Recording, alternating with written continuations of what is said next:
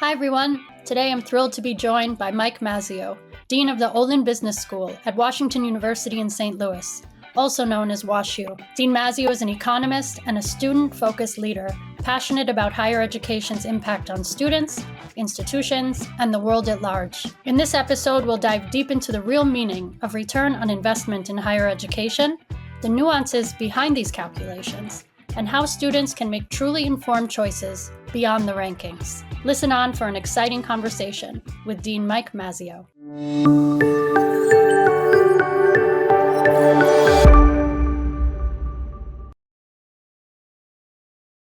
Hi, Dean Mazzeo. How are you doing Hi, today? Alana. How's it going? We're Good doing to okay. see you. I'm so happy to be with you. This is fantastic. We're really, really excited to have you here. And Thank you. we've got a nice lineup today in terms of our topic. Today we're going to be talking about the ever elusive, or something it is elusive, ROI, return on investment, in this case in higher education. I'm sure you have plenty to add to the subject. But before we dive in, I wanted the listeners to know a little bit about you, maybe a bit about your own educational journey, how you ended up as dean, and maybe a little surprise for our listeners, what you believe is your most important responsibility as dean of the Olin Business School. So take it away.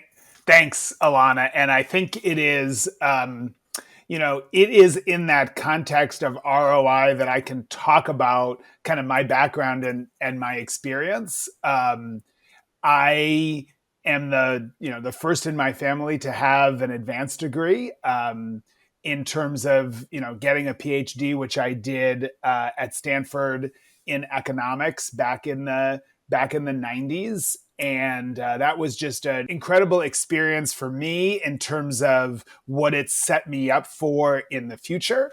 It was a long road and it was an expensive road, but paid off tremendously because after I did get my PhD, I was fortunate enough to get a job as a professor at Northwestern's Kellogg School of Management. And that is a fantastic school and a great place to kind of continue my education as a professor, but also to start teaching students and have an impact on them there. Sure. I was at Kellogg for 25 years, teaching economics and strategy, and also in the last few years, engaging and getting into administration. The faculty are the leaders of the school, and whatever university, whatever business school you're talking about, the faculty is the leadership. And so once I got kind of that bug and got really interested in leadership, it was, I think, very, meaningful to me because I could personally scale my impact to a much greater degree. And in all the years, both at Kellogg and now here at Olin, that I've been on the faculty and then in the administration, the thing that I love about this most is the impact that we can have through the education on the career path and the success of our students in their professional endeavors. And the things that these students do with their lives. And now I'm seeing it, having been a professor for 2.5 decades. And I can see, wow, these students have done and accomplished incredible things and had an impact on the world. So we as faculty members have impact on our students, who then have impact on the world. And it's really a very meaningful.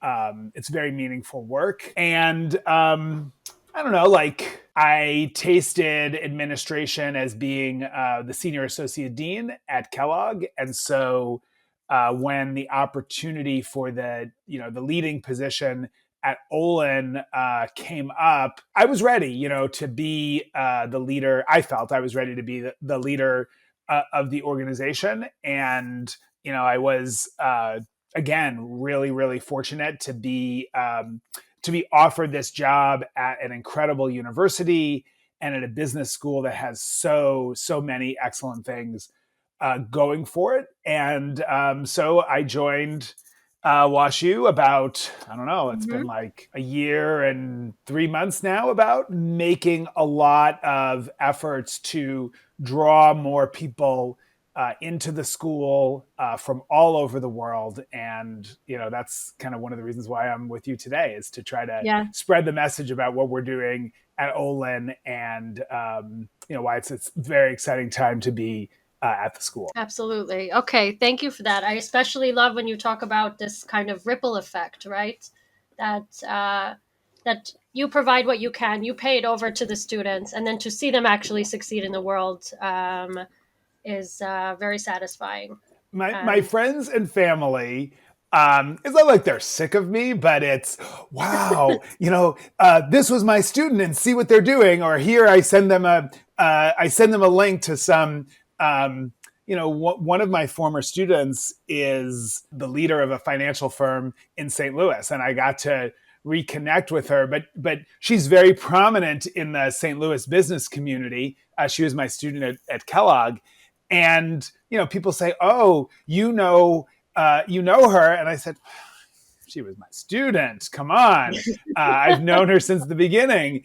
I taught her everything she knows.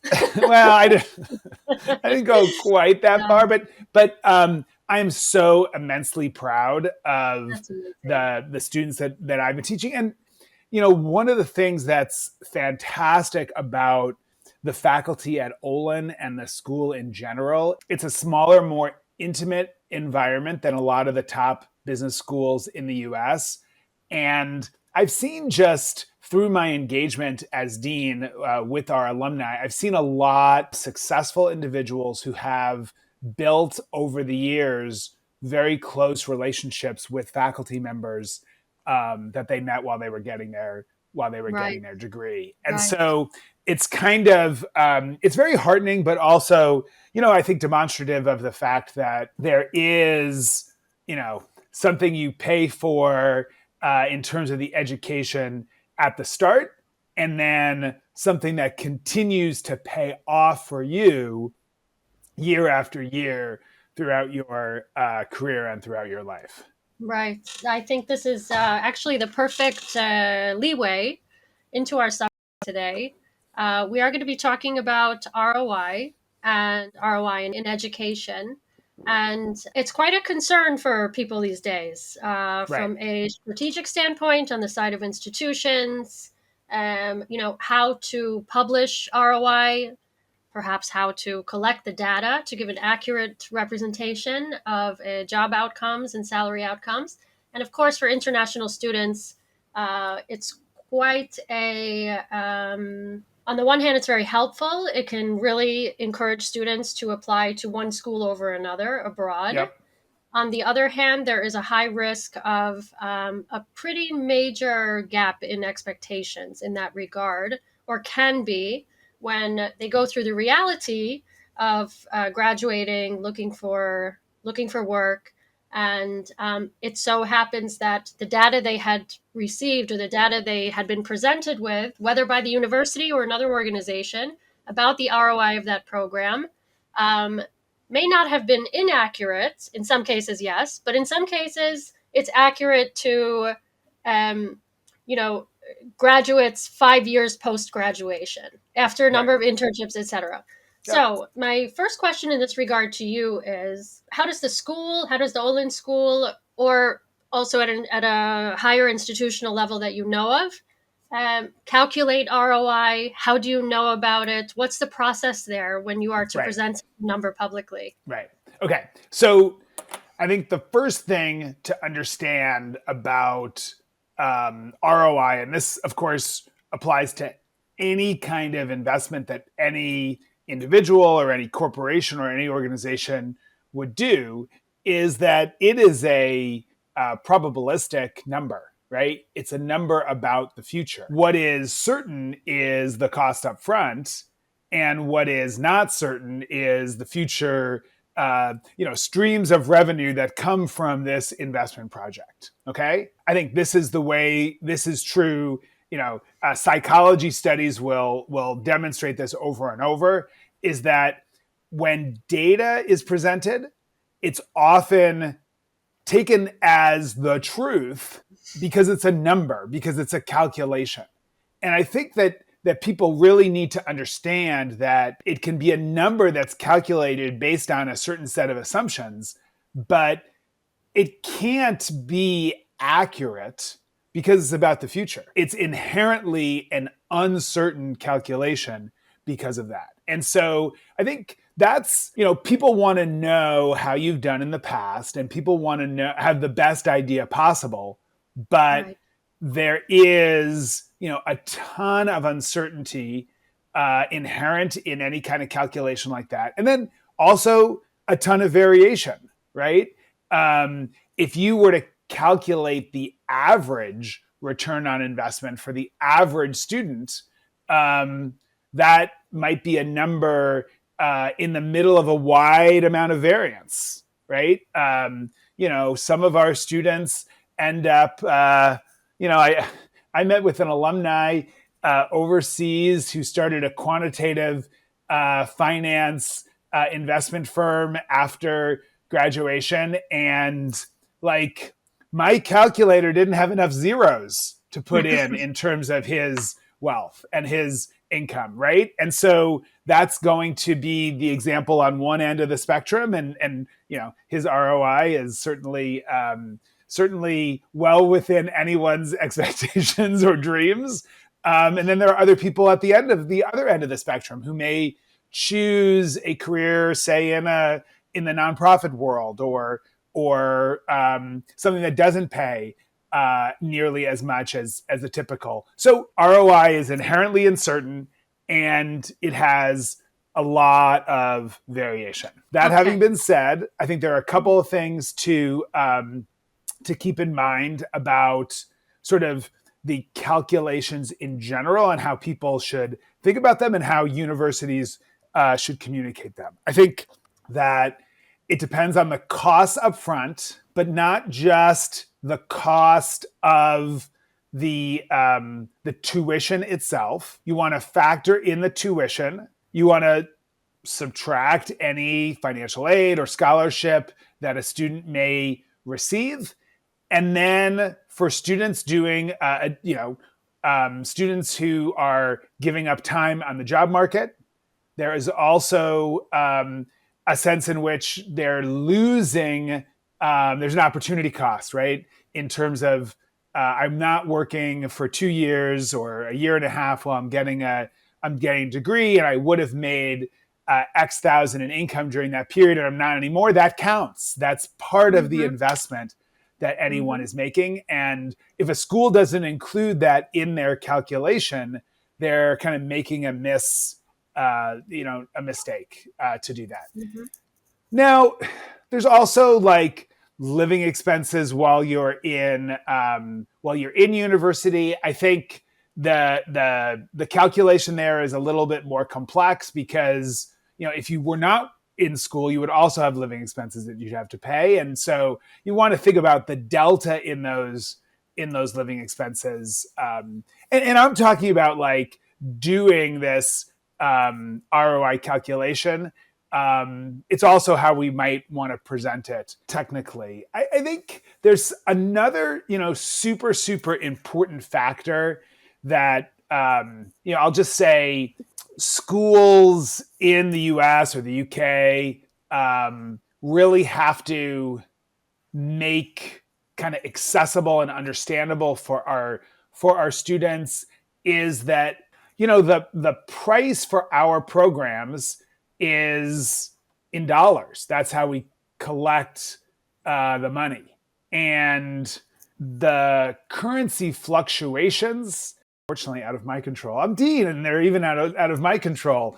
Currency fluctuations can make a big difference in and one direction or another. I remember being at Kellogg and people would say, Indian applications are up 25% over last year. And I'd be like, oh, wow, that's, is our brand doing so well or something like that? And they're like, oh, no, last year was really bad for the currency and this year is much better. Yeah. And so I think that that's something that we need to just acknowledge and understand when we talk about these when we talk about these ROI calculations. Okay, Yes. so all of that is in the cost side, and then sort of you're balancing that out over income generated from the degree, right? And again, I always feel like you want to think about the delta. Okay, it's not just how much you earn after you get the degree, but it's how much you earn after you get the degree relative to what you would have earned before if you hadn't gotten the degree. That would be the true calculation. When I see these calculations, I think in general the best ones look over a longer time horizon than just the first job that you get after graduation. Yeah. And kind of what you can see there is how many years does it take you to pay back the tuition, right? I think that when you're looking at the top programs, it's something like, 2 to 3 to 4 years. That's sort of only the tip of the spear in terms of, okay, 2 to 3 to 4 years is just the start of your career. You're maybe still in your late 20s or early 30s. There's 25 to 30 years more of earnings that you have in your lifetime. And, that delta continues and may even grow over that period of time. And so, I can't predict, certainly what's going to happen in the job market in 2060, but that's relevant for determining sort of the ROI of any program, right? So I don't know. I'm talking the way I'm describing it. I'm saying, wow, there's a lot of factors here, and you're boiling it down to one single number, and that's where I think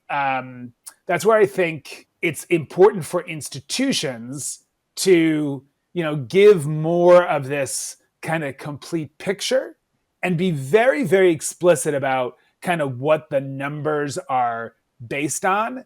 We don't have in the industry a standard that says, okay, this is how every school is going to calculate it. And so if we publish it at Olin and some other schools publish an ROI, then it could be comparing apples to oranges in terms of how that's calculated. So from the perspective of an individual student who's making a selection of school A versus school B, that's something to keep in mind in terms of that. One of those things is to encourage the creation of this benchmark, is to encourage the creation of this unified calculation, and not only in the area of ROI, but in other areas as well. Yeah. Something that will allow all of the institutions to be on the same, level playing field in terms of how they're coming to this number. And even more importantly, from our perspective anyway, is that we're offering that to students, some kind of standard, because we know very, very well that, specifically Indian students, let's say, that's who we work with primarily. When I've interviewed them and spoken to several of them, and one of my questions at the start of these interviews was that I asked, what is it about rankings? Because what we know is that Indian students are in a rush towards rankings in order to start out that decision-making process. And ROI is part of that. What's so appealing there, aside from the obvious, the assumption that they're going to make this X amount of money in their first job following graduation. Now, what I hear from these students is it's not necessarily that, and it's not necessarily like that the rank, has some strong and inherent meaning to it. What they say is there's no other information. Yeah. This is the information I have. So this is how I measure quality, let's say. And so my next question to you is, there's this idea that you've actually put on the table. Okay, in my mind, it's a new idea. Universities maybe on a national or international scale can come up with this formula and start using it. And also, I think that ROI means different things to different students across the globe, right? So it's also to be more cognizant of varying populations, demographics, socioeconomic status, etc., and appealing to those particular international students, and being really transparent with each of those groups as much as possible. But my next question to you is, how do you think, aside from maybe coming together and creating this formula, which is a long-term project, how can universities get that more accurate information out to students? And how can they also maybe, based on what you're saying is, well, we shouldn't put all of our trust in this number. How do you communicate that to international students? I want to be very clear.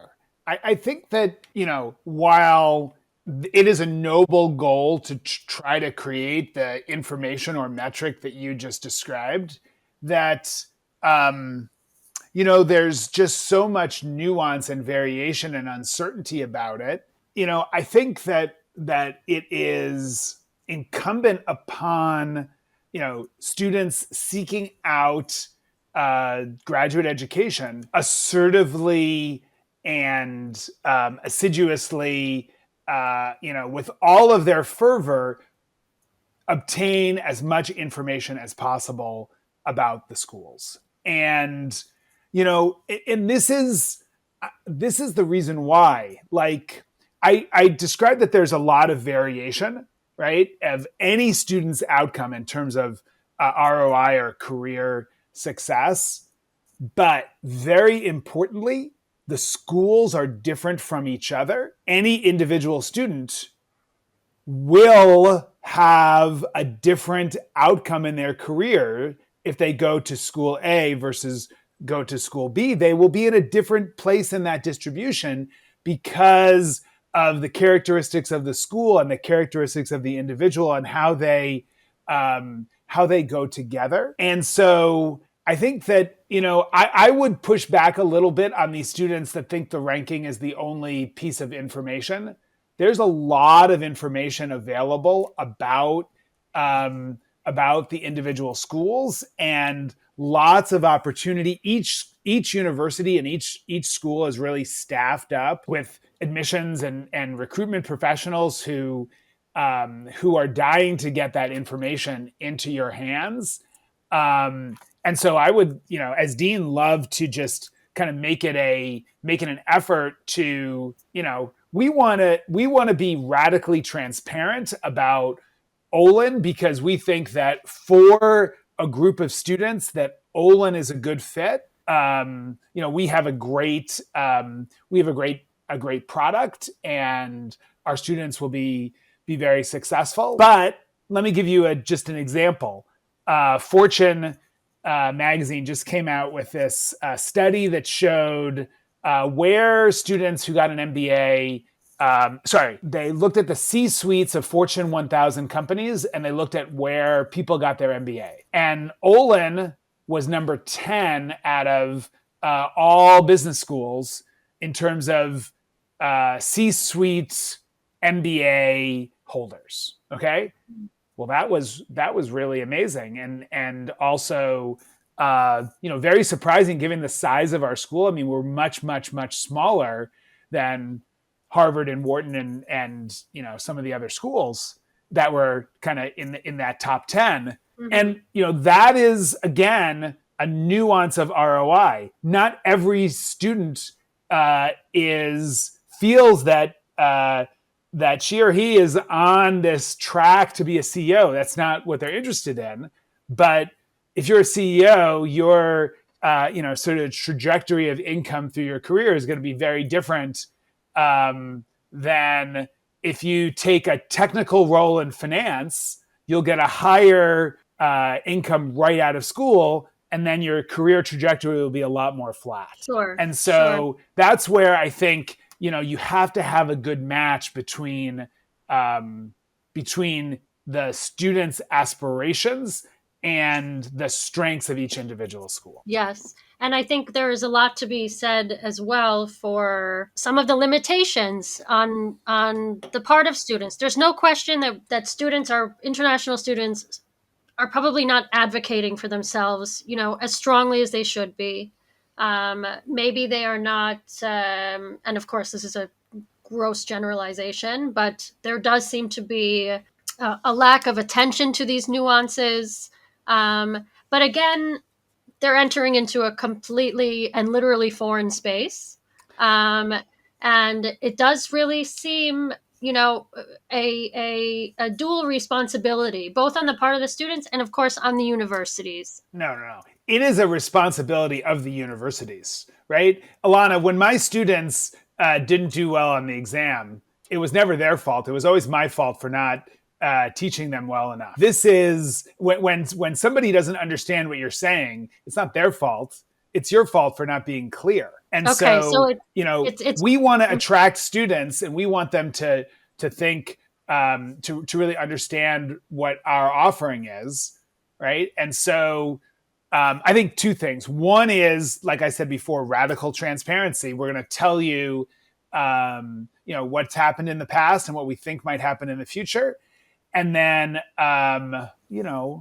really, look, we need to practice what we're teaching at business schools, which is understanding the customer. What are their concerns? Right. What are their decision points? And I don't want to dismiss this ROI concern at all. It's a real deal thing. But on the other hand, we want to make them understand it's a lifelong investment, and the returns will continue over the years. And you will never get me to say anything but investing in yourself and investing in education is the absolute best investment you can make. How else can we, aside from ROI, with all of its issues, how do we account for the value of a graduate education, for instance, at Olin? So what are those other aspects that can be equally, important? Yeah.